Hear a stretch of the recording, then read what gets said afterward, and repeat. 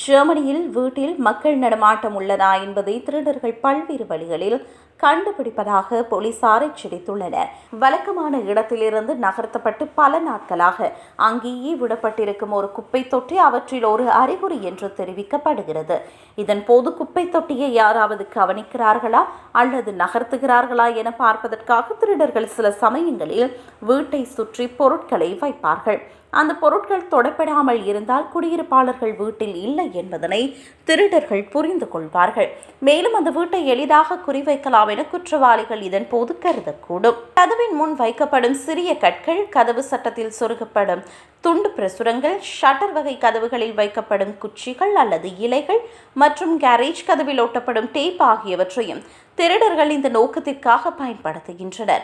குறிப்பிட்ட ஒரு இடத்திற்குள் யாராவது அடிக்கடி வந்து செல்கின்றனரா என்பதனை பார்ப்பதற்காக இந்த பொருட்கள் திருடர்களால் வைக்கப்படுகின்றன. இந்த நிலையில் அயல் வீட்டாருடன் சிறந்த தொடர்பாடலை மேற்கொள்வது திருடர்களிடமிருந்து மக்களை பாதுகாக்க உதவும் என்று போலீசார் தெரிவித்துள்ளனர். எப்போதும் உங்கள் அயல் வீடுகளில் நடக்கும் அசாதாரணமான செயற்பாடுகளை கவனியுங்கள். ஆட்கள் இல்லாத உங்கள் அயல் வீட்டுக்கு வரும் தபால்களை சேகரிப்பதோடு குப்பை தொட்டிகளையும் அடிக்கடி அப்புறப்படுத்துங்கள்.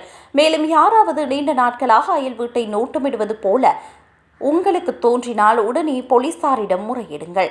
அத்துடன் உங்கள் வீட்டின் அருகில் சந்தேகத்திற்கிடமான ஒரு பொருளை கண்டால் ஒரு புகைப்படம் எடுத்து அந்த பொருளை அகற்றி தேவைப்பட்டால் போலீசாருக்கு அறிவிக்குமாறு நிபுணர்கள் கூறியுள்ளனர்.